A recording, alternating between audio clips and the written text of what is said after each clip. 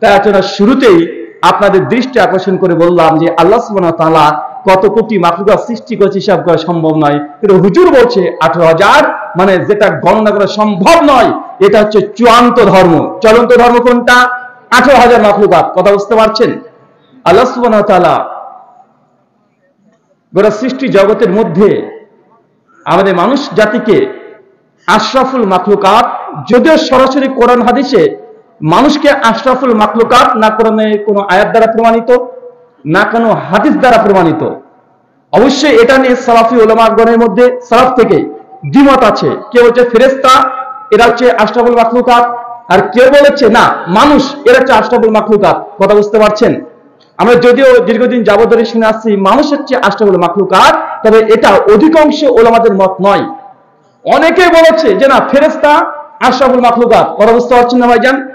নতুন মনে হচ্ছে?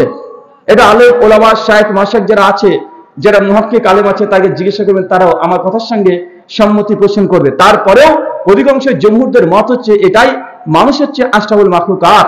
মহান সত্তা আল্লাহ সুবহানাহু ওয়া তাআলার শুকরিয়া জ্ঞাপন করি, সকলে পড়ি আলহামদুলিল্লাহ। সম্মানিত সুধী, মিলনপুর যুব সমাজের উদ্যোগে আজ 17 জানুয়ারি 2024 বুধবার আপনারা যে আলোচনা সভার আয়োজন করেছিলেন, মহান সত্তা আল্লাহ সুবহানাহু ওয়া তাআলা এই আলোচনা সভাটিকে সফল করেছেন। এজন্য আর একবার শুকরিয়া সুজুদ পড়ি, সকলে পড়ি আলহামদুলিল্লাহ। মহান সত্তা আল্লাহ সুবহানাহু ওয়া তাআলার কাছে দোয়া, এই প্রার্থনা, আল্লাহ সুবহানাহু ওয়া তাআলা আমরা মানুষ, আমরা কম বেশি ছোট বড় ভুল ত্রুটি বিচ্যুতি গুনাহ পাপ অন্যায় করে থাকি, আজকের এই আলোচনা সভার ওসিলায় তুমি আমাদের পেছনের ছোট ছোট গুনাহগুলোকে ক্ষমা করে দাও, সকলে পড়ি আমিন। মহান সত্তা আল্লাহ সুবহানাহু ওয়া তাআলার কাছে দোয়া, এই প্রার্থনা, আল্লাহ সুবহানাহু ওয়া তাআলা আজকের এই আলোচনা সভাটিকে সফল করার জন্য যারা সার্বিক দিক থেকে সাহায্য এবং সহযোগিতা করেছেন, অর্থ, শ্রম, মেধা, দোয়া, পরামর্শ, দূর দূরান্ত থেকে যারা একত্রিত হয়েছেন এই সম্মেলনকে সফল করার জন্য, আল্লাহ সুবহানাহু ওয়া তাআলা তুমি তাদের প্রত্যেককে তাদের নেক নিয়াত এবং নেক আমলগুলো কবুল করে নাও, সকলে পড়ি আমিন। সম্মানিত সুধী, বাদ জোহর থেকেই বিভিন্ন আলোচক তারা পবিত্র কোরআন এবং সহিহ হাদিসের আলোকে গুরুত্বপূর্ণ আলোচনা আপনাদের সামনে পেশ করেছেন। আজকের এই আলোচনার অন্তিম লগ্নে আপনাদের সামনে উপস্থিত হয়েছি নির্দিষ্ট একটি বিষয়। আজকের আয়োজক কর্তৃপক্ষ যেটা আমাকে বলে দিয়েছেন, চলন্ত ধর্ম বনাম চূড়ান্ত ধর্ম, এ বিষয়ে পুরো আলোকপাত করার জন্য ইনশাআল্লাহ গুটিকের কথা চলন্ত ধর্ম বনাম চূড়ান্ত ধর্মে, এটাকে সামনে রেখে কথা বলবো। তার পূর্বেই চলন্ত ধর্ম বলতে আমরা কি বুঝাচ্ছি, আর চূড়ান্ত ধর্ম এটাই বাকি। যদিও চলন্ত ধর্ম বলতে আমরা ওই ধর্মটিকে বলি যেটা মানুষ করছে, ধর্ম মনে করে করছে, চাই সেটা মুসলিম হোক, চাই সেটা খ্রিস্টান হোক, চাই সেটা ইহুদি হোক, চাই সে হিন্দুর মধ্যে হোক, অথবা আমাদের মুসলিমদের মধ্যে হোক, একটা ধর্ম করছে, অথচ এটা ধর্ম নয়। ধর্মগ্রন্থে এটাকে ধর্ম বলা হয়নি। মানুষ তার আবেগের জায়গা থেকে মানুষ নিজে বানিয়ে একটা কর্ম করছে, সেটাকে নাম লাগিয়ে দিচ্ছে এটা ধর্ম। আমরা এই ধর্ম তথা ফেক যেটা মানুষ বানিয়েছে এটাকে বলছি চলন্ত ধর্ম। চূড়ান্ত ধর্ম কোনটা? চূড়ান্ত ধর্ম আমরা ওটাকে বলছি যেটা কোরআনুল কারীম এবং হাদিসের মধ্যে মজুদ আছে, এক কথায় যেটা ধর্মগ্রন্থ অনুমোদন দেয়, এটা হচ্ছে চূড়ান্ত ধর্ম। যেটা আলোচনার শুরুতে বলেছি, কোরআন সুন্নাহর এই জ্ঞান বলছে আল্লাহ সুবহানাহু মাখলুকাত গুণে শেষ করা সম্ভব নয়, কিন্তু হুজুরও বলছে, চলন্ত ধর্মগুলো বলছে আল্লাহ সুবহানাহু ওয়া তাআলা 18,000 মাখলুকাত তিনি সৃষ্টি করেছেন। এই দুটো পার্থক্য বুঝতে পারছেন? যদি দুটো পার্থক্য বুঝতে পারেন, বাকি অংশগুলো খুব সহজে বুঝতে পারবেন। চলুন আমরা কিছু ধর্ম নিয়ে যখন কথা বলি তখন বড় বিপদ চলে আসে। ধর্ম নিয়ে কথা বলা অনেক বিপদের কাজ। কেন? যখন ধর্ম নিয়ে কথা বলবো তখন পূর্বে চলে আসে আস্তিক নাস্তিক, এরপর আস্তিক হয়ে গেলাম, এখন কি হতে হবে? হিন্দু মুসলমান। আবার মুসলিম হয়ে গেলাম, এখন হতে হবে কি আমাকে? আমি কোন মুসলিম হব, শিয়া না সুন্নি? একের পর এক প্রশ্ন ভাই চলে আসে কি আসে না? এখন ধর্ম নিয়ে কথা বলা অনেক মুশকিলের কথা। তারপরেও আমরা আপনাকে যে জিনিসটাকে বারবার নোট করতে বলবো, মনে রাখবেন, চূড়ান্ত ধর্ম ওটাই যেটা ধর্মগ্রন্থে আছে। কোথায় আছে? কথা বলেন। ধর্মগ্রন্থে আছে। আল্লাহ সুবহানাহু ওয়া তাআলা পবিত্র কোরআনুল কারীম সূরাতুল বাকারা সূরা নম্বর 2 আয়াত নম্বর 11 আল্লাহ বলছেন, ক্বালু, তারা বলল। কারা বলল? ইহুদি এবং খ্রিস্টান। তারা, কথা বলেন, সূরা বাকারা আয়াত নম্বর 11, ক্বালু, তারা বলল, লা ইয়াদখুলুল জান্নাতা, ইল্লা মান কানা ইয়াহুদান ওয়া নাসারা। ইহুদি এবং খ্রিস্টান তাদের দৃঢ় বিশ্বাস, তারা এটা গর্ব করে বলে, অহংকার করে তারা বলে যে আমরা ইহুদি ছাড়া কেউ জান্নাতে যেতে পারবে না। ইহুদিদের দাবি হচ্ছে তারা ছাড়া কেউ জান্নাতে যেতে পারবে না। ওরা দুনিয়ার মানুষ যতই দান করুক না কেন, যত সাদাকা করুক, যত 5 ওয়াক্ত নামাজ আদায় করুক, যত একটা বিশ্বকে যে দান করে দেয়, তারপরে ইহুদিদের দাবি তারাই স্বর্গে যাবে আর মুসলমানরা স্বর্গে যেতে পারবো না। এটা আল্লাহ কোরআনে ইহুদিদের আকীদাকে নকল করছে। আল্লাহ সুবহানাহু বলছেন, ক্বালু লা ইয়াদখুলুল জান্নাতা ইল্লা মান কানা ইয়াহুদু ওয়া নাসারা। ইহুদি খ্রিস্টান তাদের দাবি তারা ছাড়া কেউ জান্নাতে যেতে পারবে না। আল্লাহর এই কোরআনের এই কথাটা, এটা একদম বাইবেলে ওল্ড টেস্টামেন্টের বুক অফ আইজায়া 64 অধ্যায় 6 নম্বর ভার্সে ঠিক এই কথাই লেখা আছে, যতক্ষণ না পর্যন্ত তুমি জিসাস ক্রাইস্টকে ঈশ্বর পরমেশ্বর বিশ্বাস না করছো, তোমার যত দুনিয়াতে কর্ম আছে সবগুলো বৃথা। ভাই কোরআনের এই দাবি একদম প্রমাণিত হচ্ছে কি হচ্ছে না? আল্লাহ কোরআনে বলছে, কিন্তু এই জিনিসটাই ইহুদি খ্রিস্টান তারা বিশ্বাস করে। আল্লাহ তারপরে বলছেন, যারা দাবি করলো ইহুদি খ্রিস্টান, আল্লাহ বলছেন, কুল, হে নবী আপনি তাদেরকে বলে দেন, হ্যাঁ তুবরানাকুম, তোমরা যদি তোমাদের দাবিতে সত্যবাদী হয়ে থাকো তাহলে তোমরা প্রমাণ পেশ করো। ইন কুনতুম সাদিকিন, যদি সত্যি তোমরা এই দাবি করছো যে তোমরা ছাড়া কেউ জান্নাত স্বর্গে যেতে পারবে না, যদি এই দাবি তোমাদের হয়ে থাকে তো প্রমাণ পেশ করো যে তোমরা জান্নাতে যাবে, তোমরা ছাড়া কেউ জান্নাতে যাবে না, এর একটা প্রমাণ পেশ করো। তার মানে বোঝা গেল যে চলন্ত কোন ধর্মের ব্যক্তিরা যে দাবি করে যে তারাই জান্নাতে যাবে, তারাই স্বর্গে যাবে, কিন্তু আল্লাহ সাথে বলছে দাবি যে কেউ করতে পারে, এই দাবিগুলোকে বলা হচ্ছে চলন্ত ধর্ম। কি কথা বলেন? কি ধর্ম? চলন্ত ধর্ম। চূড়ান্ত ধর্ম কোনটা? ইন কুনতুম সাদিকিন, যদি সত্যবাদী হয়ে থাকো প্রমাণ পেশ করো। মানে প্রমাণ দিয়ে ধর্ম পালন করার নাম হচ্ছে চূড়ান্ত ধর্ম। কথা বোঝা যাচ্ছে না? কারা কারা বুঝতে পারছেন একটু হাত তোলেন তো। হ্যাঁ, ধরা পড়ে গেছেন। আমি বললাম কারা কারা বুঝতে পারছেন না তারা হাত তোলেন। কারা হাত তুলেছিলেন দেখেছেন? ধরা পড়ে গেছে। আল্লাহ সুবহানাহু ওয়া তাআলার যে দাবি, যদি ধর্ম পালন করতে হয় কি দেখে করতে হবে? ধর্মগ্রন্থের আলোকে করতে হবে। পবিত্র কোরআন সূরা মুহাম্মদ 47 আয়াত নম্বর 33 আল্লাহ সুবহানাহু ওয়া তাআলা বলছেন, ইয়া আইয়ুহাল্লাযীনা আমানু, হে বিশ্বাসীগণ, আতিউল্লাহ, আল্লাহর আনুগত্য করো, ওয়া আতিউর রাসূল, আর তোমাদের মধ্যে যে রাসূল এসেছে তার আনুগত্য করো, ওয়ালা তুবতিলু আমালাকুম, আর অযথায় আল্লাহকে না মেনে রাসূলকে না মেনে নিজের ইচ্ছা মতো যদি কোনো আমল করতে যাও, ওয়ালা তুবতিলু আমালাকুম, অন্যথায় তোমাদের আমলগুলোকে বাতিল করো না। তার মানে বুঝলাম যে চূড়ান্ত ধর্ম ওটাই যে আল্লাহর কথা মেনেই ইবাদত করতে হবে, নবীর কথা মেনেই ইবাদত করতে হবে, নবী যে পদ্ধতি দিয়েছে সুন্নাহ মোতাবেক সেই পদ্ধতি অনুকরণ করে ইবাদত করতে হবে। যদি সেটা না করে নিজের মতো আমরা ইবাদতকে বানিয়ে নিয়ে নিই, তাহলে এটা হয়ে যাবে কোন ধর্ম? কথা বলেন, চলন্ত ধর্ম। শুধু আমাদের মুসলিমদের মধ্যে এমনটি আছে এমনটি নয়। কয়েকটা উদাহরণ দিলে আপনার জন্য পরিষ্কার হয়ে যাবে। উদাহরণস্বরূপ একটা কথা বলি, জামে তিরমিজি 2428 নম্বর হাদিস, আল্লাহ নবী বলছেন, আফজালুজ যিকরি লা ইলাহা ইল্লাল্লাহ, সবচেয়ে আল্লাহর কাছে উত্তম জিকির কালিমা লা ইলাহা ইল্লাল্লাহ। এটা জানা আছে না নাই? এটা হচ্ছে আল্লাহ নবী বলেছেন সবচেয়ে উত্তম জিকির লা ইলাহা ইল্লাল্লাহ। কিন্তু আমাদের সমাজে সবচেয়ে উত্তম জিকির কোনটা? মানুষ মনে করে কোনটা? কেউ বলে যে না, আল্লাহ নবী দিয়েছে লা ইলাহা ইল্লাল্লাহ, এটা অনেক বড় হয়ে গেল, এত বড় পড়া তো সম্ভব নয়, করতে গেলে অনেক দেরি হয়ে যায়, অতএব এই কালিমা লা ইলাহা ইল্লাল্লাহ এটাকে অর্ধেক করতে হবে। কেটে অর্ধেক করে দিয়েছে। বেটা, তাহলে হাদিসকে তুমি কি বলো? আমরা নাকি নাপিত, ইবাদতকে কেটে কেটে ছোট করি। তুমি যে আল্লাহ দেওয়া, আল্লাহ সুবহানাহু ওয়া তাআলার নবী যে কালেমা দিয়েছে, কালেমাকে যে কেটে ছেড়ে দিয়েছো। নবী বললেন কালেমা লা ইলাহা ইল্লাল্লাহ, এটা হচ্ছে উত্তম জিকির। আর আমাদের সমাজে চলছে শুধু ইল্লাল্লাহ ইল্লাল্লাহ ইল্লাল্লাহ, আছে না নাই? আমাদেরকে যদি তুমি নাপিত বলো, তুমি ডবল নাপিত। আমরা ইবাদত করেছি আর তুমি আল্লাহর নবীর দেওয়া কালেমাকে কেটে অর্ধেক ভাগ করে দিয়েছে। লা ইলাহা ইল্লাল্লাহ, পীর সাহেব লা ইলাহা কোথায় গেল? ইল্লাল্লাহ ইল্লাল্লাহ জিকির করছে। আরেকজন পীর বড় মাতব্বার, ও আবার বলছে ইল্লাল্লাহ এটাও অনেক বড়, এটাকে অর্ধেক করতে হবে। ও আবার মাঝখান থেকে আবার কুড়েল মেরে ভাগ করে দিয়েছে, একদম কেটে টুকরো বানিয়ে দিয়েছে। নাপিতের বড় বাপ ও ইল্লাল্লাহ শব্দকে বাদ দিয়ে ইল্লাহ শব্দ বাদ দিয়ে দিয়েছে। এর উপরে আছে কি শুধু আল্লাহ পরে আছে, এমন ও জিকির করছে আল্লাহ আল্লাহ, আছে না নাই কথা বলে? আবার কে বলছে যে না না না না এই শুধু আল্লাহ আল্লাহ করলে হবে না, এখানে কোনো অর্থ আসছে না, তো আমাদেরকে বলতে হবে আল্লাহু আল্লাহু আল্লাহু, বা আছে না নাই?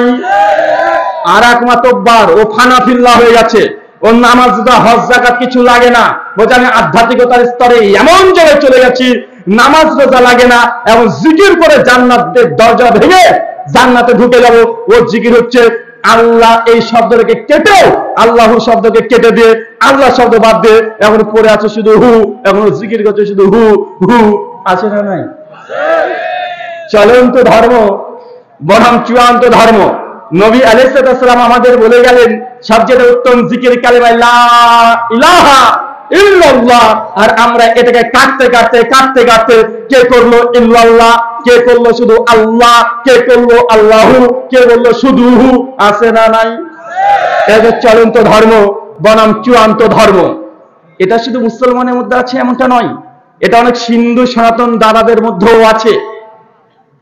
যদি 4টে বেদ পড়া যায়, বেদের মধ্যে সবচাইতে যদি বলা হয় বেদের মন্ত্র আছে প্রায় 20,536টা, ঋক সাম যজু অথবা 4 বেদ মিলে প্রায় 20,536টা মন্ত্রের সংখ্যা আছে। এর মধ্যে সমস্ত বেদের যত মন্ত্র আছে সবচেয়ে যদি বলা হয় এই মন্ত্রগুলোর মধ্যে আমরা যেমন বলিনি উম্মুল কোরআন কোনটা, উম্মুল কোরআন কোনটা? সূরাতুল ফাতিহা।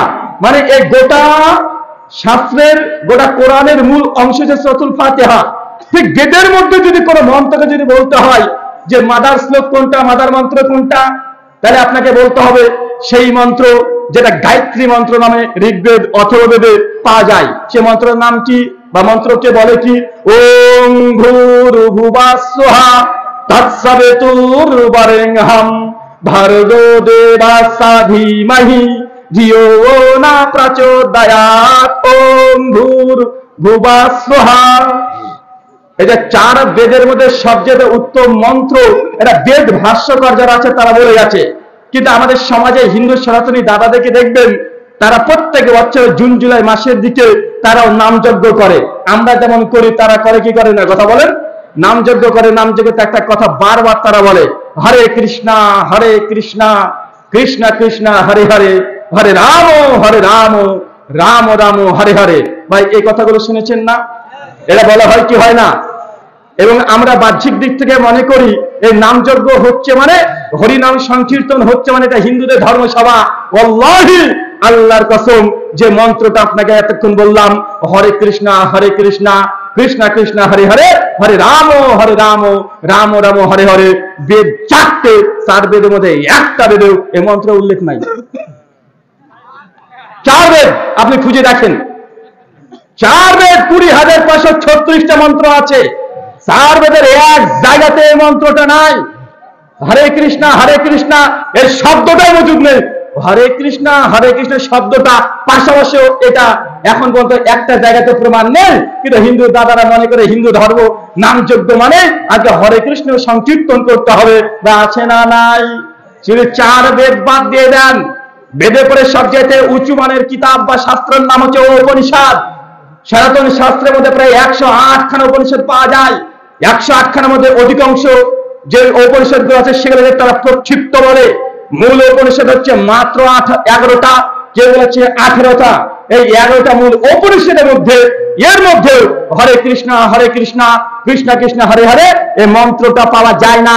রামায়ণ মহাভারত গোটা করে ফেলেন, মহাভারতে প্রায় 1 লাখ শ্লোক আছে, 1 লক্ষ শ্লোকের মধ্যে এই মন্ত্র এক জায়গাতে ব্যবহার করা হয়নি।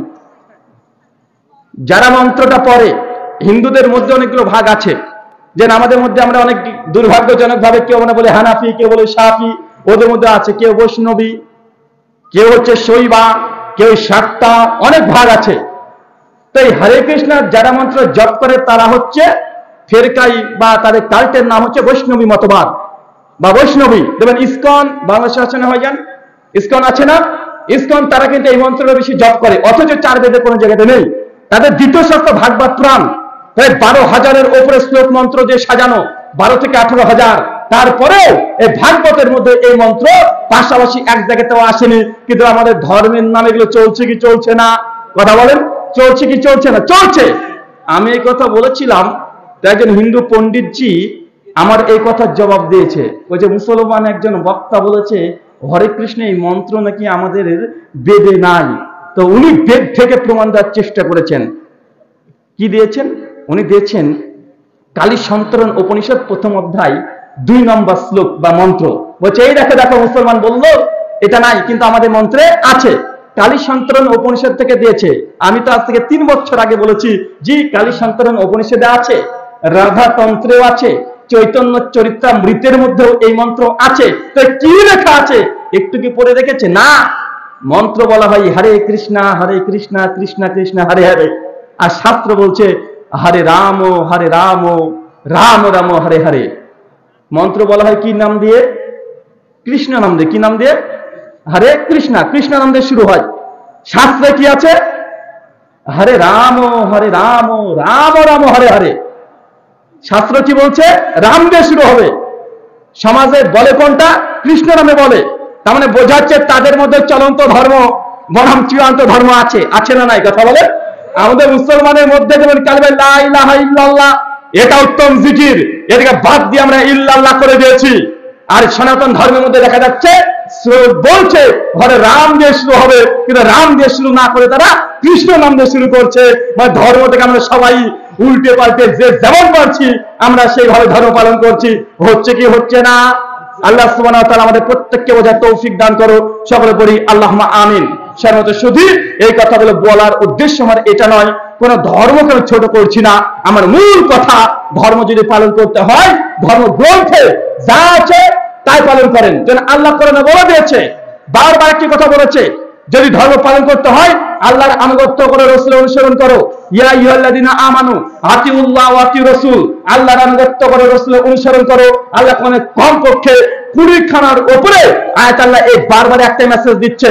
সূরা আনফাল খুলেন, সূরা নম্বর 8 আয়াত নম্বর 1, আয়াত নম্বর 20, আয়াত নম্বর 46, সূরা আলী ইমরান সূরা নম্বর 3 আয়াত নম্বর 31, আয়াত নম্বর 32, আয়াত নম্বর 132, সূরা নিসা 4, 65, 80 বিভিন্ন জায়গায় একই কথা বলছে, আতিউল্লাহ আতি রাসূল, আল্লাহর আনুগত্য করো, রাসূলের অনুসরণ করো। সূরা মুহাম্মদ 33 নম্বর আয়াত, ওয়ালা তুবতিলু আমালাকুম, অন্যথায় তোমাদের আমলগুলোকে বাতিল করো না।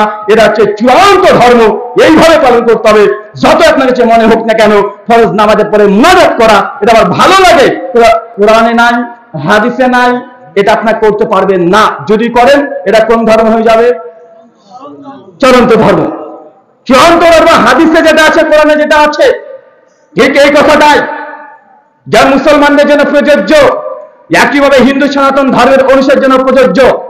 ভগবান শ্রীকৃষ্ণ তিনি অর্জুনকে পরামর্শ দিতে গিয়ে শ্রীমদ্ ভাগবত গীতা অধ্যায় নম্বর 16 শ্লোক নম্বর 23 এবং 24, আমার কাছে গীতা আছে, সঙ্গে আমার কাছে আছে, বইগুলো সবগুলো থাকে, প্রায় সময় গাড়িতে রেখে দিই, আজকে আমার হাতেই আছে। শ্রীমদ্ ভাগবত গীতা অধ্যায় নম্বর 16 শ্লোক নম্বর 23 এবং 24 দুটো শ্লোক আছে। 2 শ্লোকের মধ্যে ধর্ম কিভাবে পালন করতে হবে সেটা শ্রীকৃষ্ণ তিনি বলে দিয়েছেন।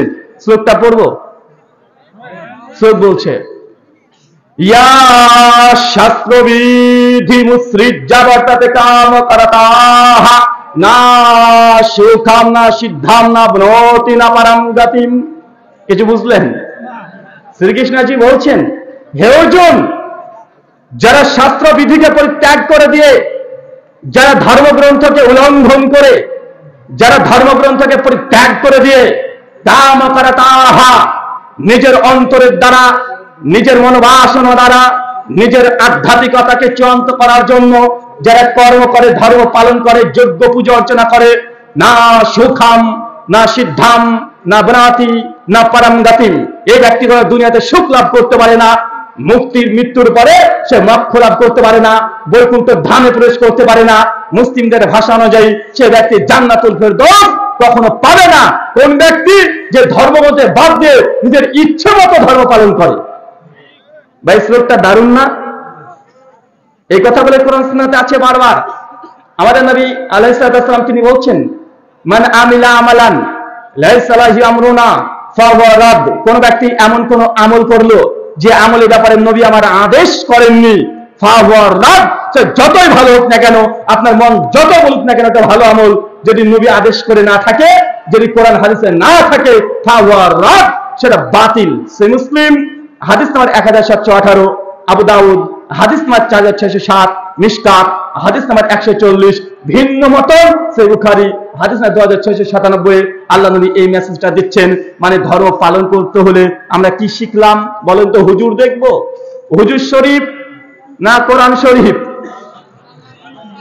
আর আমাদের সমাজে আছে যে না, কোরআন মাজিদে কি আছে দেখার দরকার নেই, হুজুর শরীফ থাকলেই হবে, মানে আমার হুজুর বলেছে ওই হুজুর শরীফই যথেষ্ট।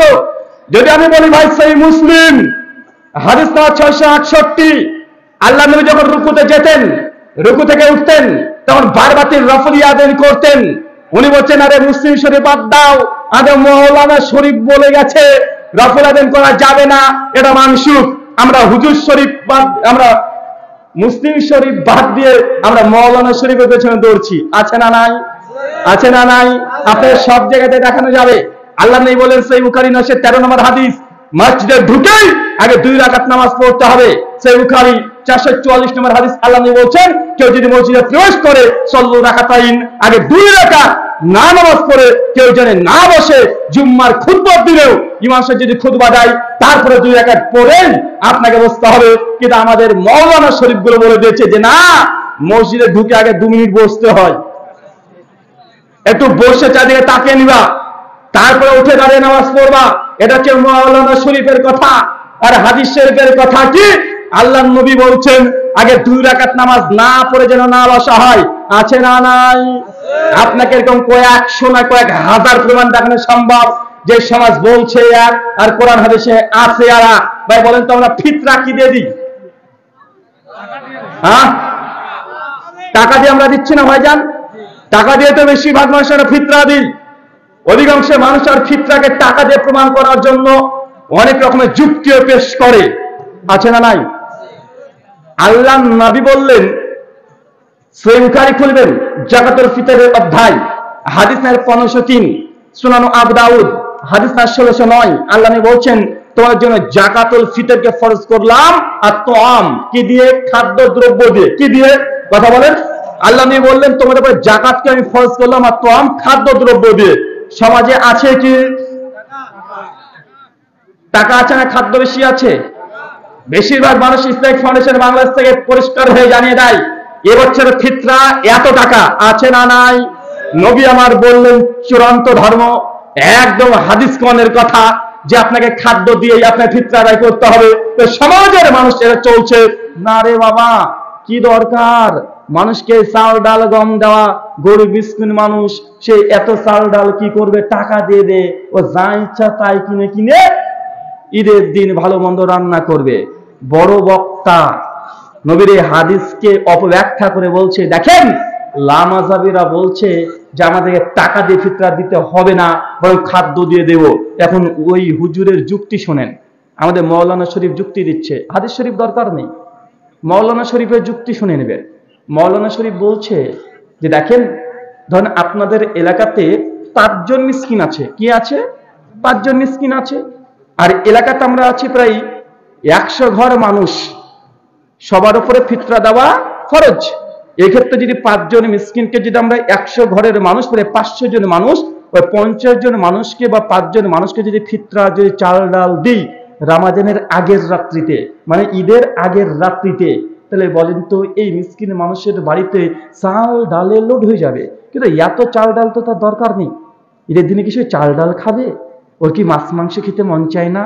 ওর কি ছেলের জন্য জামা প্যান্ট কিনে দিতে মন চায় না? তো এত চাল ডাল দেওয়া এটা কি অযৌক্তিক নয়? অতএব আমাদের উচিত মাওলানা শরীফের দাবি আমরা টাকা দিয়ে দিব ফিতরার বদলে। টাকা যখন দিয়ে দিই সঙ্গে সঙ্গে তার যা দরকার তাই কিনবে আর সে খাবে। এটা হচ্ছে প্রকৃত ঈদ। এটা মাওলানা শরীফের ব্যাখ্যা। কি শরীফের ব্যাখ্যা? আল্লাহ নবীর হাদিস শরীফ দরকার নেই।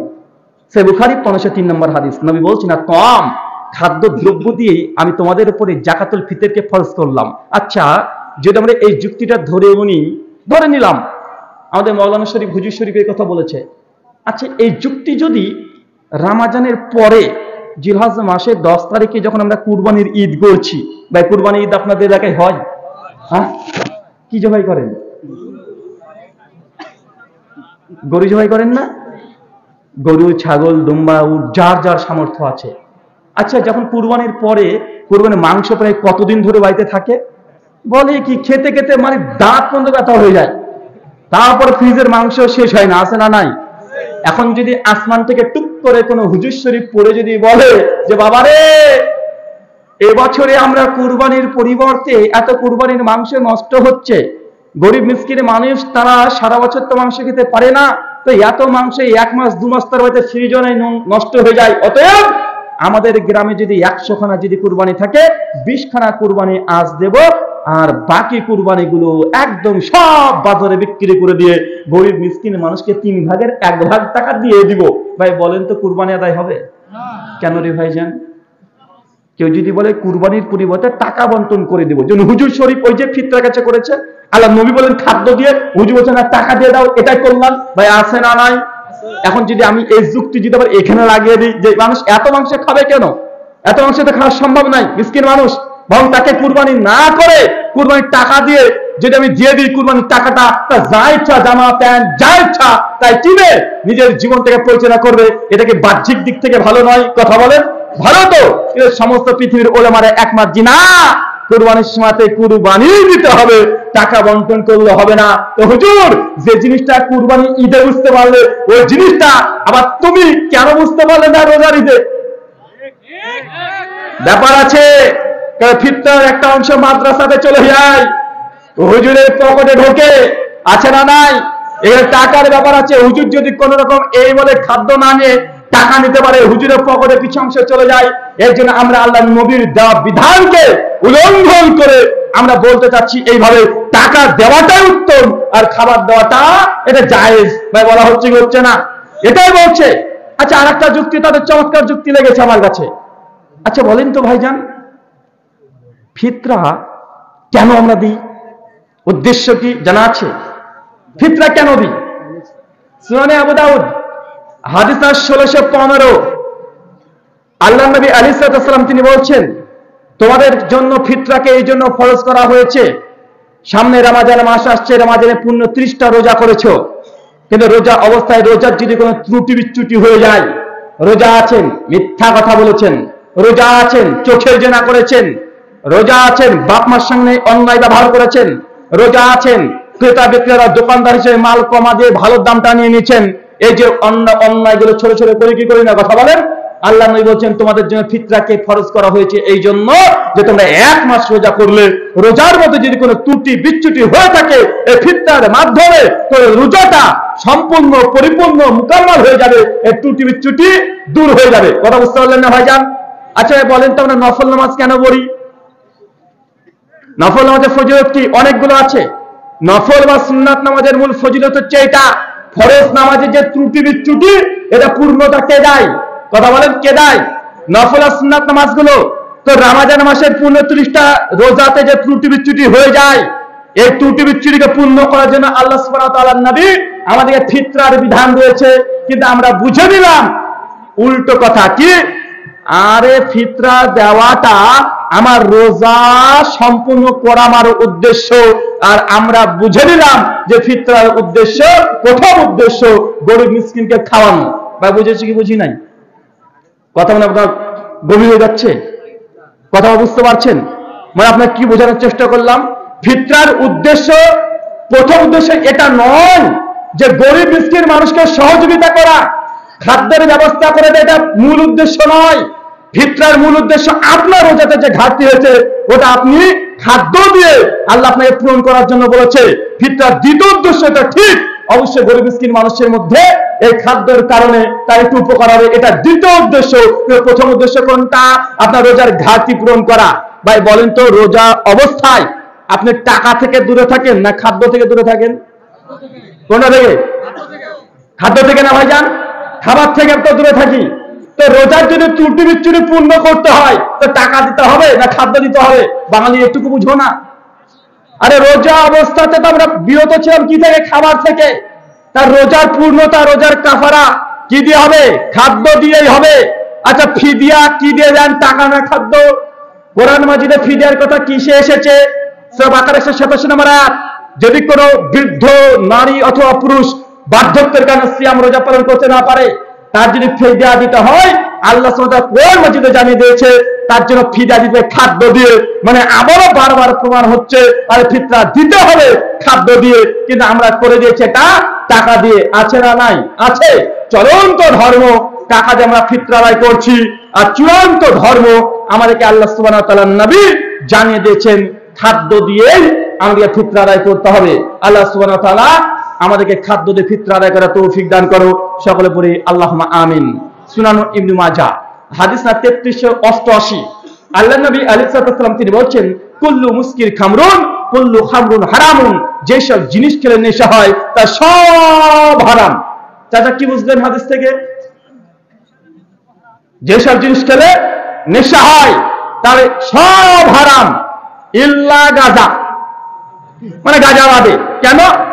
আমাদের মাওলানা শরীফ বলেছে ইল্লা জর্দা, জর্দা বাদে। কেন আমাদের হুজুর শরীফ বলেছে যে মদ খাওয়া হারাম, এটা ঠিক, কিন্তু জর্দা খাওয়া হালাল। কেন?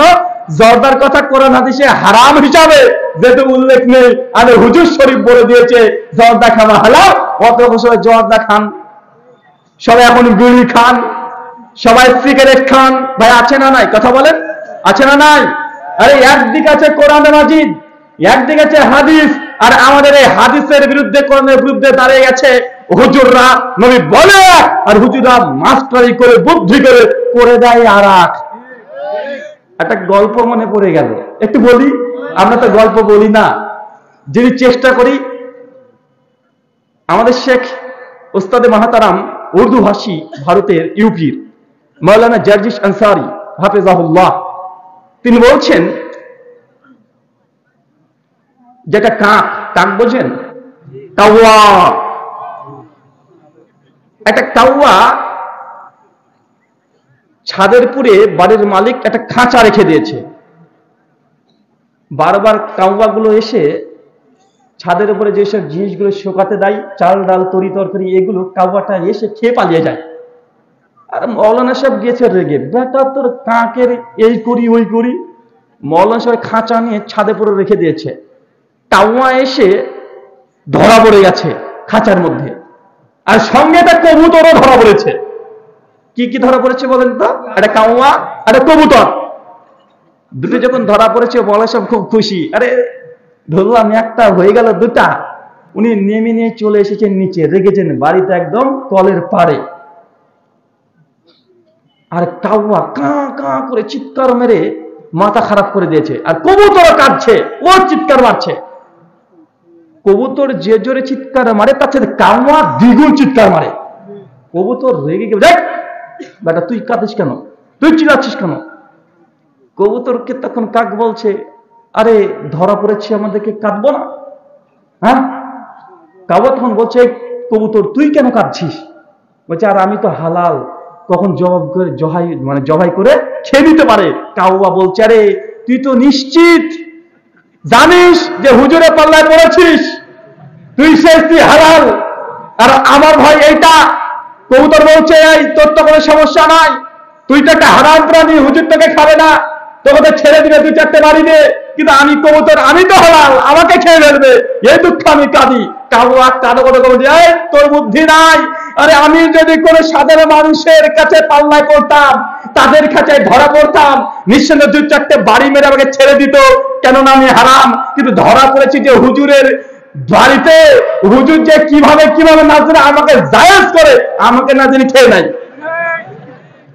কারণ হুজুরের কাছে সব জায়েজ। অবাক হয়ে যাবেন, এটা যদিও গল্প, কিন্তু বাস্তব প্রমাণ আছে। আমি গত সফরে দেখিয়েছিলাম তাজকিয়াতুর রশিদের প্রথম খণ্ডে একদম কওমি ঘরানার আল্লামা রশিদ আহমেদ গাঙ্গুহি, মাওলানা আশরাফ আলী থানভী, তাদের ফতোয়া হচ্ছে এইটা যে কাওয়া খাওয়া হালাল, কাওয়া খাওয়া জায়েজ। অথচ সহিহ বুখারী ইবনে মাজাহর একাধিক হাদিস কাওয়া এটা নাপাক প্রাণী খাওয়া যাবে না, তাদের ফতোয়া জায়েজ। ভাই করছে কি করছে না? আপনাকে প্রত্যেক ধাপে ধাপে দেখানো যাবে চলন্ত ধর্ম বরং চূড়ান্ত ধর্ম। তো কাকে ভয় পায় আমাদের মতো হুজুরকে দেখে, যে কখন না জানি হালাল বলে ফতোয়া দিয়ে কাওয়া বিরানি চালিয়ে দেয়। আল্লাহ সুবহানাহু ওয়া তাআলা তুমি আমাদেরকে এই কথাগুলো বোঝার তৌফিক দান করে, সকলে বলি আল্লাহুম্মা আমিন। সম্মানিত সুধী, সহিহ বুখারী হাদিস নাম্বার 755, 56, 57 পর পর হাদিস আছে। আল্লাহ নবী বলছে লা সালাতা লিমান লাম ইকরা বিফাতিহাতিল কিতাব, যে ব্যক্তি নামাজে সূরাতুল ফাতিহা পড়লো না তার নামাজ হলো না। ভাই আমরা হাদিস জানি কি জানি না? এটা নবীর হাদিস শরীফ। মাওলানা শরীফ এখন যুক্তি খাটাচ্ছে, বাপরে বাপ, এটা তো আমাদের বিরুদ্ধে চলে গেছে। এখন এটাকে তো একটু ইঞ্জিনিয়ারিং করতে হবে, একটা নাট বল্টু খুলে এদিক ওদিক লাগিয়ে যদি একটু আমাদের দিকে নিয়ে আসা যায়। এখন হুজুরে তখন এটাকে বলছে, দেখো হাদিস তো ঠিকই আছে, লা সালাতা লিমান লাম ইকরা বিফাতিহাতিল কিতাব, যে ব্যক্তি নামাজে সূরাতুল ফাতিহা পড়লো না তার নামাজ হলো না। উনি তখন বলছে, দেখো তার ইমামকে মানে কেন নিযুক্ত করেছি? ইমামের কিরাত মুক্তাদির কিরাত, ইমামের জানিয়াত মুক্তাদির তাইনিয়াত। অতএব আমরা মুক্তাদি হিসাবে আমরা কি সূরা ফাতিহা পড়ার দরকার নেই। আছে না নাই? বলছে কি বলছে না? নবী বলে দিলেন লা সালাতা, লা হচ্ছে কালেমা হাসর তাগিদ এসেছে, মানে লা সালাতা, কোন নামাজ নেই, নেই জোহর, নেই আসর, নেই মাগরিব, নেই এশা, নাই তারাবি, নাই তাহাজ্জুদ, নাই যার নাম সালাত, সেখানে আপনার কি লাগবে? সূরাতুল ফাতিহা লাগবে। লিমান, যে কেউ, চাই সে ইমান হোক চাই সে মুক্তাদি হোক। কিন্তু আমরা হুজুর এই হাদিসকে যেহেতু তাদের বিরুদ্ধে চলে যায়, এই জন্য তাকে নাট বল্টু ঘুরিয়ে দিয়ে একদম উল্টো করে এখন বলছে, দেখো অন্য হাদিসে তো আছে মান কানা লাহু ইমামু ফাকিরা, ইমামের কিরাত হচ্ছে মুক্তার জন্য যথেষ্ট। সুনান ইবনে মাজাহ হাদিস 885 হাদিস মওজুদ আছে। অতএব আমরা ইমামের পেছনে সূরা ফাতিহা পড়ব না। যদি সূরা ফাতিহা কেউ পড়ে তার মুখে আগুন ধরে দিতে হবে। এই ফতোয়া আছে না নাই মার্কেটে? এই ফতোয়া প্রচার করা হয় কি হয় না? আমার সাদা মনে একটা ছোট্ট প্রশ্ন, আমার প্রশ্ন, হুজুর আপনি যে বললেন ইমামের কিরাত মুক্তাদিদের কিরাত, ইমামকে নিয়োগ করা হয়েছে তার আনুগত্য অনুসরণ করার জন্য, ইমাম করলেই যদি হয়ে যায়, তো ইমাম সাহেব যখন জায়নামাজে দাঁড়িয়ে দোয়া পড়ছে, দোয়াটা কোরআনের আয়াত, জায়নামাজ হিসাবে দোয়া হিসাবে দুনিয়ার জমিনে কোনো দোয়া কোরআন হাদিসে নাই। যদিও পড়ছে, মুক্তাদি পড়ে কি পড়ে না? বানোয়াটে নিয়াত। ইমাম পড়ে, মুক্তাদি পড়ে কি পড়ে না? আল্লাহু আকবার, ইমাম সাহেব বললেন, মুক্তাদি পেছনে তাকবীর দেয় কি দেয় না? ইমাম সাহেব রুকুতে গিয়েছেন, মুক্তাদি পেছনে রুকুতে গিয়েছে, ইমামও তাসবিহ পড়ছে, মুক্তাদি পেছনে পড়ে কি পড়ে না? পড়ে। ইমাম সাহেব সামি আল্লাহু লিমান হামিদা বলে দাঁড়াচ্ছেন, মুক্তাদি এই একই বাক্য বলে দাঁড়ায় কি দাঁড়ায় না? ইমাম সাহেব সিজদায় গিয়ে তাসবিহ পড়ছে, মুক্তাদি সিজদায় গিয়ে তাসবিহ পড়ে কি পড়ে না? ইমাম সাহেব আত্তাহিয়াত পড়ছে, মুক্তাদি পড়ে কি পড়ে না? ইমাম সাহেব দুরুদ পড়ছে, মুক্তাদি পড়ে কি পড়ে না? ইমাম সাহেব মাসুরা পড়ছে, মুক্তাদি পড়ে কি পড়ে না? আরে ইমাম শেষে বলছে আসসালামু আলাইকুম ওয়া রাহমাতুল্লাহ, মুক্তাদি এটাও বলে। তো হুজুর ইমামকে দায়িত্ব কিসের দিয়েছেন? সবই তো বললেন তাকবীর থেকে সালাম পর্যন্ত, দায়িত্ব কিসের? কোন দায়িত্ব দিলেন? সূরা ফাতিহা এত ভারী মনে হয়ে গেল সূরা ফাতিহা আপনার কাছে, যে সবকিছু পড়ছেন, আত্মীয়ত পড়ছেন, দরুদ পড়ছেন, মাসরা বললেন, তাকবীর দিলেন, রুকু সিজদা সব তাসবিহ পড়ছেন, সবগুলো ইমামের পেছনে চলে। ফাতিহা এত আপনাদের আপত্তি কিসের? ফাতিহাতে আপনি এসে বলে দেন যে না, ইমামের কিরাত মুক্তার জন্য যথেষ্ট, ইমামকে নিয়োগ করছি আনুগত্য করার জন্য, ইমাম করবে, আমার করার দরকার নেই। ভাই সমাজে আছে না নাই? এটা হচ্ছে চলন্ত ধর্ম, বরং চূড়ান্ত ধর্ম। আবু হুরায়রাকে জিজ্ঞাসা করা হচ্ছে, সেই মুসলিম কিতাবুল কিরাত হাদিস নাম্বার 768, আবু হুরায়রা, যখন আমরা ইমামের পেছনে থাকবো সেই সময়তেও কি আমাদেরকে সূরা ফাতিহা পড়তে হবে? আবু হুরায়রা বলছেন ইকরা বিফি নাফসিক, সেই সময়তেও পড়ো, তবে শব্দ না করে পড়ো। পড়ার কোয়ালিটি তিনটা। পড়ার কোয়ালিটি কয়টা? পড়ার কোয়ালিটি কয়টা? তিনটা। আপনাকে দেখাচ্ছি, এই দেখেন পড়ছি, পড়া হয়ে গেছে, চোখ শুদ্ধ পড়ে ফেলেছে, জিহ্বা নড়েনি, শব্দও হয়নি। 2, পড়লাম, জিহ্বা নড়েছে, শব্দ হয়নি। 3, শ্রীমদ্ ভগবদ গীতা পড়লাম, শব্দ হয়েছে, ঠোঁট নড়েছে, পড়ার কোয়ালিটি কয়টা পেলেন? তিনটা। যেমন ইকরা ফি নাফসিকা আসছে, সেই সময় এর অর্থ হচ্ছে পড়বে, জিহ্বা নড়বে, শব্দ হবে না। কথা বুঝতে পারলেন না ভাইজান? তো আবু হুরায়রা বলেছে ইমামের পেছনে সূরাতুল ফাতিহা পড়তে হবে, কিন্তু আমাদের সমাজে চলছে যে না, সূরা ফাতিহা পড়া যাবে না, যদি পড়ো তাহলে তোমার মুখে আগুন ধরে দিতে হবে। আছে না নাই? আল্লাহ সুবহানাহু ওয়া তাআলা তুই আমাদেরকে এই কথাগুলো বোঝার তৌফিক দান করো। সকলে পড়ি আল্লাহুম্মা আমিন। সম্মানিত সুধী, এইভাবে আপনাকে কয়েকশো জিনিস বোঝানো সম্ভব, শুধু ফিকহি বিষয় নয়, আকীদার ক্ষেত্রেও এটা ঘটেছে। চাচা, আল্লাহ কোথায়?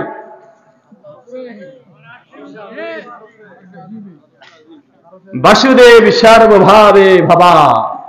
ভাগবত গীতা অধ্যায় 15, শ্লোক সংখ্যা 15। হিন্দু দাদাদের আকীদা ঈশ্বর তিনি সব জায়গাতে আছে। এটা কাদের আকীদা? কাদের আকীদা? হিন্দুদের। আমাদের মুসলমানরাও এই কথা বলে তাদের সঙ্গে তাল মিলিয়ে, যে আল্লাহ সব জায়গাতে আছে, সব জায়গায় যত আল্লাহ তত আল্লাহ, যার দিকে তাকাবেন সেটাই আল্লাহ আছে। হিন্দু দাদারা এই ফিলোসফিকে সামনে রেখে তারা মূর্তি পূজা করে। কেন? তারা বলছে আল্লাহ সর্বত্র বিরাজমান, স্রষ্টা সর্বত্র বিরাজমান। যদি স্রষ্টা সব জায়গাতেই আছেন, স্রষ্টা প্রত্যেক অনুপরমাণুতে আছেন, অতএব এই গাছ দেখছো, এটা দেখছো গাছ, কিন্তু এর ভেতরে আল্লাহ আছে। তুমি বলছো এটা গরু, কিন্তু এটা গরু নয়, এই গরুর ভেতর ঈশ্বর আছে। কেন? ঈশ্বর তো সর্বত্র বিরাজমান। মুসলমানরা ঈশ্বর বা আল্লাহকে সর্বত্র বিরাজমান বিশ্বাস করে কি করে না? কথা বলেন। আমি বলেছিলাম ভাই, আল্লাহ যদি সর্বত্র বিরাজমান হয়, ঈশ্বর যদি সর্বত্র বিরাজমান হয়, তো তুমি যেই প্যান্ট পায়খানা করছো ওর মধ্যেও কি ভগবান বিরাজমান? নাপাক জায়গাতে ভগবান বিরাজমান হতে পারে? কথা বলেন। এটা কি ঈশ্বরের সিফাত? এটা ঈশ্বরকে অপমান করা হবে না? ভগবানকে অপমান করা হবে না? আল্লাহ সুবহানাহু ওয়া তাআলার শানে এটা বিয়াদবি করা হবে না? আল্লাহ সুবহানাহু ওয়া তাআলা তিনি কোরআন মাজিদের 7 খানা আয়াত অবতীর্ণ করেছেন। আর রহমান আলাল আরশি ইস্তাওয়া, সেই মহান সত্তা আল্লাহ সুবহানাহু ওয়া তাআলা তিনি যে আরশের উপরে আছেন। সূরা তাহা আয়াত নাম্বার 5, সূরা আরাফ আয়াত নাম্বার 54, সূরা ইউনূস আয়াত নাম্বার 3, সূরা রাদ আয়াত নাম্বার 2, 7 খানা আয়াত আছে। আল্লাহ বারবার বলছে আর রহমান আলাল আরশি ইস্তাওয়া, আল্লাহ সুবহানাহু ওয়া তাআলা আরশের উপরে আছেন। কিন্তু আমাদের সমাজে কি বলছে? সর্বত্র বিরাজমান বলছে না, বলছে সব জায়গাতে আছে। এই গীতার মধ্যে একটা শ্লোক আছে, 9ম অধ্যায়, শ্লোক সংখ্যা 4 এবং 5, যতটুকু মনে পড়ছে আমি কনফার্ম করে নি, ইনশাআল্লাহ 4 এবং 5, জি 4 এবং 5 নম্বর গীতাতেও শ্লোক। এখানে কি বলছে দেখেন, হিন্দু দাদারা সকলেই মনে করে যে ঈশ্বর তিনি মানুষের মধ্যে আছেন। তা বিশ্বাস করে কি করে না? কথা বলেন। যে ঈশ্বর আমাদের মধ্যে আছেন। এই শ্রীকৃষ্ণজি তিনি বলছেন মায়া ততমিদম সর্বং জগতম ব্যক্তম মুতিনা মতিস্থানি সর্বভূতানি না চাহাং তেষু অবস্থিতাহ। তিনি বলছেন না চ মতিস্থানি ভূতানি পশ্যমে জগমেশ্বরাম, বলছেন অব্যক্ত রূপে আমি সমস্ত জগতে ব্যক্ত আছি, সমস্ত জীব আমাতে অবস্থিত, কিন্তু আমি তাহাতে অবস্থিত নয়। শ্রীকৃষ্ণ বলছেন সমগ্র সৃষ্টি জগৎ ঈশ্বরের সামনেই আছে, ঈশ্বরের শক্তির অধীনে আছে, কিন্তু ঈশ্বর স্বয়ং তার মধ্যে সৃষ্টি বস্তুর মধ্যে ঈশ্বর নেই। আমাদের কোরআনের আকীদাও এটা, কিন্তু গোটা বিশ্ব জগতে মুসলমান বলেন আর মুসলিম বলে সকলে মনে করছে আল্লাহ সর্বত্র বিরাজমান। বলা হচ্ছে কি হচ্ছে না? সব জায়গাতে বিরাজমান বলা হচ্ছে। আল্লাহ সুবহানাহু ওয়া তাআলা তুমি এই কথাগুলোকে বোঝার তৌফিক দান করো। সকলে পড়ি আমিন। একটা বই আছে তাজকিরাতুল আউলিয়া, কি নাম বললাম? প্রথম খণ্ড 173 নম্বর পৃষ্ঠাতে একজন বড় আল্লাহর বুজুর্গর নাম উল্লেখ করা হয়েছে, নাম হচ্ছে বাইজিদ বুস্তামি। নাম শুনেছেন না? একটা অধ্যায়ের রচনা করে দিয়েছে যে বাইজিদ বুস্তামির মেরাজ, নবীর জীবনে মেরাজ হয়েছিল, বাইজিদ বুস্তামির তারও নাকি মেরাজ হয়েছিল। ইমাম আবু হানিফা রাহিমাহুল্লাহর ব্যাপারে লেখা আছে ইমাম আবু হানিফা রাহিমাহুল্লাহ তিনি আল্লাহকে 99 বার দেখেছেন। কয়বার? 99 বার।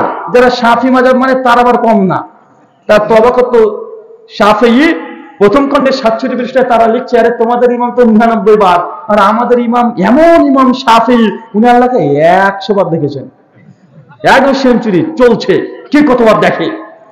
আর যারা সুফিবাদ পীরতরিকা বিশ্বাসী বুঝতে পারছেন, ওদের আবার আল্লাহর ওলি সবচেয়ে বড় ওলি হচ্ছে বাইজিদ বুস্তামি। ওর ভক্তরা লিখে বলছে আরে তোমাদের এটা ওটা তো বাদ দাও, শরীয়তের মৌলবীরা তো 99 বার দেখেছে, কে 100 বার দেখেছে? আমরা তরিকতের লোক, আমাদের বাইজিদ বুস্তামি স্বয়ং আল্লাহকে 1000 বার দেখেছে। নেন ঠেকান এবার, কে বলছে 99, কে বলছে 100, আর কে বলছে 1000।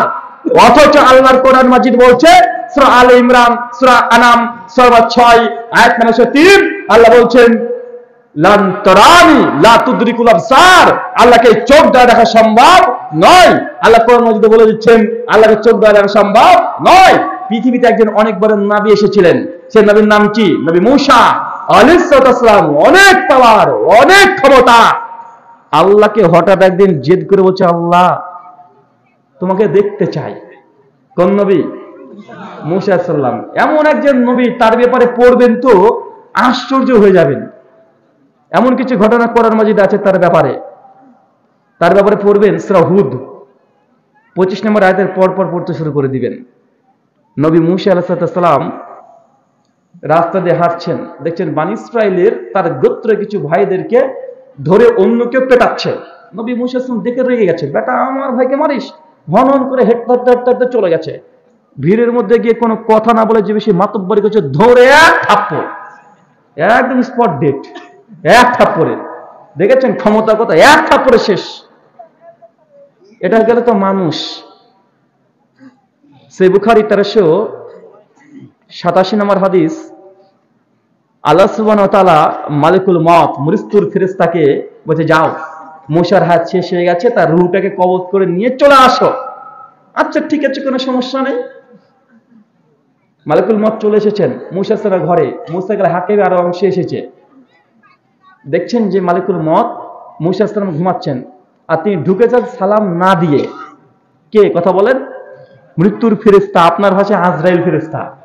আজরাইল ফেরেশতা ঢুকে গেছে মূসা সালামের ঘরে, সালাম দেয় নাই, গিয়ে পায়ের নিচে বসে আছে। গোতাগতি শুরু করে দিয়েছেন, মানে ডাকছেন এখন রূহ কবজ করবে। সঙ্গে সঙ্গে মূসা সালাম ঘুম থেকে উঠে দেখছে সামনে ফেরেশতা দাঁড়িয়ে। ঘুম থেকে উঠে মেজাজ হয়ে গেছে খারাপ, থাপ্পড় আবার। কাকে মেরেছে বলেন তো? এবার মালিকুল মউতকে মেরে দিয়েছে এক থাপ্পড়। যখনই থাপ্পড় মেরে দিচ্ছে মালিকুল মউতের চোখটা বেরিয়ে নিচে গড়া করে খেলতে শুরু করে দিয়েছে। ভেঙে দৌড় আল্লাহর কাছে। আল্লাহকে গিয়ে মালিকুল মউত বলছে আল্লাহ কার জান কবজ করতে পাঠিয়েছো? আরে দেখাও সারা, মারাও সারা, সেকেন্ডে সময় দিন, কার কাছে পাঠিয়েছো? আল্লাহ তখন বলছে কি সমস্যা এই ব্যাপার, অনেক ঘটনা। তখন আপনাকে বুঝাচ্ছি মালিকুল মউত এত বড় জলিল কত একজন নবী, ফেরেশতাকে মেরে অন্ধ করে ছেড়ে দেয়, মানুষকে এক থাপ্পড় মারলে অজ্ঞান হয়ে যায়। আজকে যে আমরা 50 ওয়াক্ত নামাজ পড়ছি না, কয় ওয়াক্ত পড়ছি? 5 ওয়াক্ত। এটা কার বরকতে? মালিকুল মূসা আলাইহিস সালাম আসমানে আল্লাহর নবীকে বলেছিলেন যে নবী আপনার উম্মতকে কত নামাজ দেওয়া হয়েছে? তো বলছে 50। মূসা আলাইহিস সালাম যে যান, ঘুরে যান, ইলা রাব্বিক, রবের কাছে যান, নামাজ কমিয়ে আনেন। বারবার আসমানে মূসা আলাইহিস সালাম আমাদের নবীকে পরামর্শ দিয়েছেন যে আপনার উম্মত 50 পারবে না, যান কমিয়ে আনেন। মূসা আলাইহিস সালামের পরামর্শ আল্লাহ নবী বারবার আল্লাহর কাছে গিয়েছেন আর নামাজকে কমিয়ে এনেছেন। সে মূসা আলাইহিস সালামের জন্য আজকে নামাজ আমরা 5 ওয়াক্ত পড়ছি, 50 ওয়াক্তের সওয়াব আমাদের আমলনামায় লিখে দেওয়া হবে। সহিহ বুখারী 349 নম্বর হাদিস থেকে প্রমাণিত হয় যে নবী মূসা আলাইহিস সালাম এত বড় একজন নবী, মানুষকে মেরে দিয়েছে, আল্লাহর নবীকে আসমানে গিয়ে মাতব্বরি করেছে, আল্লাহর ফেরেশতাকে মেরে অন্ধ করে দিয়েছে। হঠাৎ বলছে আল্লাহ তোমাকে দেখবো। কি আর বাকি আছে? ফেরেশতা হয়েছে, মানুষ হয়েছে, নবীও হয়ে গেছে, বাকি কে আছে? এবার আল্লাহ আছে, আর কেউ আছে? নাই। বলছে আল্লাহ তোমাকে দেখবো। আল্লাহ বলছেন যে মূসা এটা সম্ভব নয়, পারবে না, তুমি পারবে না। বলছে আল্লাহ আমি তোমাকে বিশ্বাস করি, কিন্তু আমি দেখতে চাই, আমার হৃদয় তোমাকে দেখতে চাই, বিশ্বাসের কোনো ঘাটতি নাই, তবে তোমাকে দেখতে চাই। আল্লাহ সূরাতুল আরাফ আয়াত 43 বলছেন লান তারানি, মূসা তুমি কখনো আমাকে দেখতে পাবে না। মূসা সালাম জেদ বারবার করে। আল্লাহ বলছে ঠিক আছে, তুই যখন তুই জেদ করছো, তবে আমাকে তো নয়, বরং তুর পাহাড়ে তুমি চলে আসবে, আমার নূরের তাজাল্লি তোমাকে দেখানো হবে, তুমি চলে এসো। যখনই মূসা সালাম দৃষ্টি দিয়ে তাকিয়েছে আল্লাহ নূরের তাজাল্লিতে, মূসা সালাম উল্টে পড়ে একদম নিচে সটপট হয়ে শুয়ে আছে। এর জন্য নবী মূসা এত বড় নবী, আর তোমাদের হুজুর নাকি 1000 বার দেখে। তোমাদের বাংলাদেশের ওই যে কে যেন নাম দেওয়ানবাগি একটা মাল ছিল না, ওই মালটা আবার বলছে যখন রোহিঙ্গা মুসলিমদেরকে নির্যাতন করা হচ্ছিল বার্মাতে, ওর ভক্তদের গিয়ে বলছে যে বাবা আমাদের রোহিঙ্গা মুসলিম ভাইদেরকে অত্যাচার করার জন্য কি করণীয় আমাদের? তো উনি তখন বলছেন যে বাবারে, গতকাল রাত্রিতে আমি আল্লাহর সঙ্গে মিটিং করেছি। এই মাতাল বলছে মিটিং করেছি, বলছে আল্লাহ বলেছেন ইন্নাল্লাহা মা সাবিরিন, তোমরা ধৈর্য ধারণ করো, আমি সঙ্গে আছি, তোমরা ধৈর্য ধারণ করো। এই হচ্ছে মাতাল পীর, এই কথা বলছে। কি নাম কি বলেন? এর নাম দেওয়ানবাগী পীর। আরে সর্বনাশ, কত বড় ভুড়ি রে বাবা, মালটা মারা যায় নাই, চলে গেছে না? আমি ভাবলাম এত বড় আল্লাহর ওলিকে কবর দিলি কেন? ওকে আসমানে তুলে রাখ, কাক চিল্লিয়ে চলে যাক। ওর ভক্তরা পরবর্তী সময় দেখছে গান করেছে, দেওয়ানবাগী পীরকে নিয়ে গান করেছে। কি গান বলছে? আমরা আশিকে রাসূল দেওয়ানবাগীর ভক্ত, দেওয়ানবাগী আর কেউ না, স্বয়ং প্রভুর দীপ্ত, দেওয়ানবাগী না থাকিলে স্বাধীন বাংলা হতো না। আমরা আশিকে রাসূল দেওয়ানবাগীর ভক্ত। ভাই শুনেন নাই? এরকম মানুষ, এই মানটাকে মানুষ মনে করে আল্লাহর ওলি। মানুষের মাথা কত পচে গেছে, এত বড় নোংরা নোংরা কথা বলে, তাকে মানুষ আল্লাহর ওলি মনে করে। ভাই আল্লাহকে চোখে দেখা সম্ভব? কথা বলেন, আল্লাহকে দৃষ্টি দিয়ে দেখা সম্ভব না। দুনিয়ার কোন চোখ আল্লাহকে দেখতে পারবে না। সহিহ বুখারী কিতাব তাওহীদ হাদিস 7380, আমাদের আয়েশা রাদিয়াল্লাহু তাআলা আনহা বিখ্যাত তাবী যখন প্রশ্ন করছে, মাসরুক বলে একজন তাবী ছিলেন, আমাদের আয়েশার ছাত্র, সহিহ বুখারী 7380 তে এসেছে। যখন আব্দুল ইবনে আব্বাসের সঙ্গে আমাদের আয়েশার এই মাসালা ইখতিলাফ হয়ে যায়, আমাদের আয়েশা রাদিয়াল্লাহু আনহা বলছেন, ওমান হাদাসাকা আন্না মুহাম্মদ সাল্লাল্লাহু আলাইহি ওয়াসাল্লাম রাই রাব্বাহু ফাকাদ গাযাব, যে ব্যক্তি এই কথা বলবে যে আল্লাহর নবী তিনি আল্লাহকে সচক্ষে দেখেছে, ফাকাদ গাযাব, এই ব্যক্তি এক নম্বর টাটকা মিথ্যুক। এটা কে বলেছে?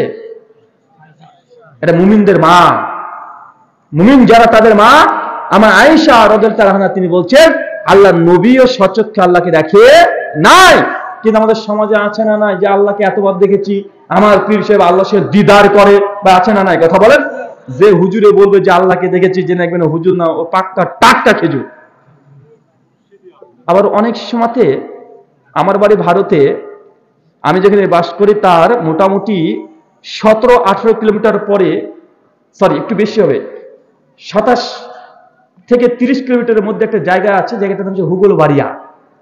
তো ওইখানে দুটো পুজো হয়, একটা কালী পূজা, একটা দুর্গা পূজা। তো কালী পূজাটা অনেক প্রাচীন, কালীর আবার অনেকগুলো রূপ আছে। শ্যামা কালী আছে, শ্মশান কালী আছে। শ্যামা কালী বলতে যে কালী পূজার রং দেখবেন নীল কালার মিক্সড, একটা কালী আছে না ভাই, বড় জিভ বের করে থাকে, আর একটা কালী আছে কালো কুচকুচে, একদম একদম কুচকুচে, এটা হচ্ছে শ্মশান কালী। তো ওখানে অনেক প্রাচীনটা শ্মশান কালী আছে। তো ওখানকার ঠাকুর পুরোহিতের দাবি, মানুষ যখন তাদের কাছে গিয়ে দুধ মুধ দিয়ে দেয়, তখন নাকি কালীটা সব খায়, মানে মা কালী তিনি নাকি সব খায়। আর ওই কালী নাকি জাগ্রত দেবী, মাঝে মাঝে জেগে যায়, আর ঠাকুরজি নাকি কথা বলে। তো এরকম প্রচলিত অনেক সনাতন ধর্মেও আছে যে ভগবানের সঙ্গে সাক্ষাৎ হয়ে গেছে, ভগবানকে দেখে নিয়েছে। অথচ কের উপনিষদ অধ্যায় নম্বর 1 শ্লোক নম্বর 5 আর 6 বলছেন ঈশ্বরকে চোখে দেখা যায় কি যায় না। মন্ত্র বলছে, এন্না মানুসেনা মানুতে হুনা মাহুর মাতান তাদেব ব্রহ্মাত্মাম বিদ্দিনে দাঙ্গেদিতামুপাসতে এনা চক্ষত পশ্যতি এনা চক্ষত শিপাশ্যতি তাদেব ব্রহ্মাত্মাম বিদ্দিনে দাঙ্গেদিতামুপাসতে। যে ব্যক্তি বলে মহান সত্তা ঈশ্বরকে আমি চোখ দিয়ে দেখেছি, এ সত্যিকারের ঈশ্বরকে চোখ দিয়ে দেখে নাই। যিনি ঈশ্বর হবেন, ব্রহ্মা হবেন, তাকে চোখ দিয়ে দেখা সম্ভব নয়। কোরআনও যে কথা বলছে, হিন্দু ধর্মগ্রন্থ এই কথাই বলছে, আল্লাহকে সচক্ষে দেখা যায় না। কিন্তু মুসলমান তারা দাবি করছে আমি আল্লাহকে দেখেছি, হিন্দু দাদা তারা বলছে আমরা আল্লাহকে দেখেছি। কোন ঠাকুর হোক আর মৌলবি হোক, যেই বলবে আমি ঈশ্বরকে দেখেছি চোখ দিয়ে, দুটোই জেনে রাখবেন টাটকা কাঁচা ভণ্ড। চাই সেটা মৌলবি হোক আর চাই সেটা ঠাকুর পুরোহিত হোক, যিনি স্রষ্টা হবেন, প্রকৃত স্রষ্টাকে দেখা সম্ভব নয়। আল্লাহ সুবহানাহু ওয়া তাআলা তুমি আমাদেরকে এই কথাগুলো বোঝার তৌফিক দান করো। এইভাবে আলোচনা করতে গেলে কেন এই আলোচনার অংশটা এতই বৃহৎ যে আলোচনা 10 দিন করলে এই চলন্ত ধর্ম আর চূড়ান্ত ধর্ম এটা শেষ হবার নয়। রাত্রি অনেক হয়ে গেছে, প্রশ্ন উত্তর আপনাদের করার জন্য বলা হয়েছে, তাই প্রশ্ন উত্তর মধ্যে প্রবেশ করব। যদি কোনো অমুসলিম যদি প্রশ্ন করতে চায় তারা অধিকার পাবে। 2, কোন নাস্তিক, অ্যাগনস্টিক, অ্যাথিস্ট যদি থাকে বা তাদের পক্ষে কোনো প্রশ্ন থাকলে তাদের প্রশ্নের উত্তর তারপরে হবে। যদি তাও না থাকে তখন আমরা মুসলিমদের প্রশ্নের উত্তর আমরা দেব। জি, এই কারা আছে কমিটির, কারা আছে মাইক্রোফোনে ব্যস্ত করে